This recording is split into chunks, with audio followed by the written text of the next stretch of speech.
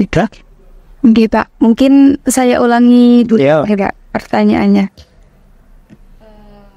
Sebentar.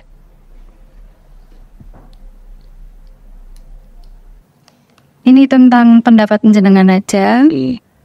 Bagaimana sih pesan jenengan kepada anak-anak usia 20-an, ya terutama mahasiswa, untuk nanti menghadapi tahun generasi emas itu kan tahun 2045 katanya. Nah itu kan kita yang sekarang menjadi mahasiswa yang usia 20-an itu kan pada tahun tersebut menjadi seperti aktor yang paling penting gitu, yang memimpin lah ya kan. Nah itu menurut jenengan, pesan jenengan pripun? Ya, kalau untuk yang muda-muda, yang mahasiswa, ya kalau saya siapkan dua saja. Yang pertama ilmunya, yang kedua karakternya. Itu nanti akan jadi kunci ke depannya. Ya, ilmu tentu saja vital untuk semua bidang yang kalian geluti. Menguasai ilmu nanti jadi kunci dia bisa maju atau tidak, berkembang atau tidak. Kemudian yang kedua karakter di kepribadian.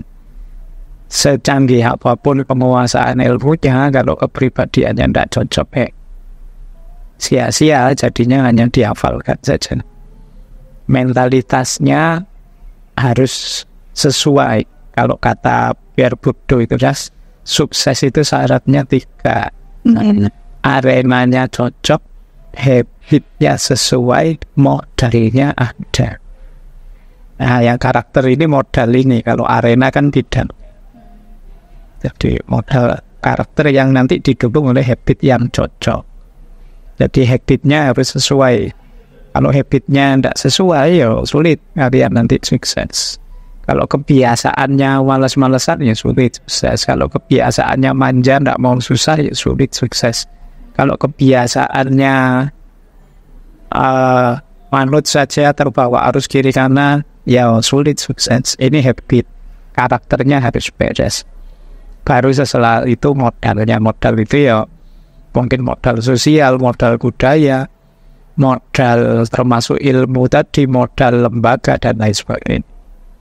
Tapi modal bisa diusahakan. Kalau habit tadi, moral tadi ya harus dibentuk sejak sekarang. Kalau moralnya cocok, kadang modalnya pas-pasan pun bisa hebat. Tapi kalau habitnya tidak cocok, banyak apapun modal sesuai, ya sulit berkembang. Jadi kalau saya, ya 3 ini harus sama-sama ada, meskipun tidak tekannya ada pada karakter. Dan tadi berarti apa saja Pak model? Modal, arena, habit. Ini teorinya filosof sosiolog Prancis namanya Pierre Bourdieu. Jadi orang sukses itu arenanya harus cocok. Kemudian modalnya punya, habitnya sesuai. Arena cocok itu misalnya saya ini habitnya senang belajar, senang ingin tahu. Arenanya pendidikan, dia cocok. Itu namanya arena. Jadi sesuai antara arena dengan habitnya. Apalagi kalau dukungan modalnya juga memadai, tambah sukses nanti. Jadi kalau ingin jadi generasi emas, ya pendidikan. Arenanya cocok, modalnya ada, habitnya sesuai. Arena itu berarti kayak bidangnya gitu. Ya, bidangnya, lapangannya. Kalau kalian misalnya bidangnya dosen, terus habitnya senang berpikir, itu cocok, sesuai. Tapi kalau habitnya penurut, pasrah saja, tapi kok arenanya peneliti apa dosen, ya sulit berkembang dia. Bukan berarti mental pasrah nerimo itu jelek, tapi arenanya harus cocok. Kalau arenanya tidak cocok, ya jadi blunder. Iya Pak. Nah tapi permasalahannya mungkin mengenai pemilihan arena saya itu di mana, itu di usia 20-an itu ya. Ya mungkin harusnya udah mulai ada sedikit-sedikit kecenderungan gitu. saya harus kemana gitu. Tapi gimana Pak dengan kasus yang bahkan sampai lulus S1 pun masih belum tahu saya di mana? Arena minat, bakat itu kalau saya cenderung punya pandangan bukan sesuatu yang kamu cari, kamu cari, tapi kamu bentuk. Kamu pengen jadi apa, yuk bentuk dirimu seperti itu. Manusia itu bukan paket jadi yang mutlak, kalau sudah begitu ya begitu. Dia ini bisa berubah sesuai eksplorasi dirinya. Sampean dari orang yang misalnya mudah pasrah ingin membentuk diri dari orang yang tangguh berjuang, itu bisa. Jadi jangan menyerah dengan situasi, dengan kondisi, apalagi kondisi kemanusiaan kita. Kita itu bisa apa saja yang kita inginkan kalau sungguh-sungguh. Jadi ya anak muda juga begitu. Jangan pasrah, wah saya mungkin aslinya tidak pinter Pak, wah saya mungkin aslinya begini begitu. Kamu bisa kalau mau. Jadi tidak minat, bakat, kemampuan itu bukan sesuatu yang pakai jadi. Ya meskipun rasanya kamu bakat di situ, tapi kalau tidak diasah ya tidak ada gunanya. Tapi mungkin kamu merasa bukan bakatmu, tapi mungkin kepepet situasi terpaksa kamu belajar mengganti, lama-lama juga bisa. Iya. Jadi boleh ditetapkan sejak awal, saya ingin jadi orang kayak ini, meskipun saya jurusannya ini, itu bisa. Jadi tergantung kalian mau bentuknya bagaimana. Tergantung kemauan kita. Iya, kemauan.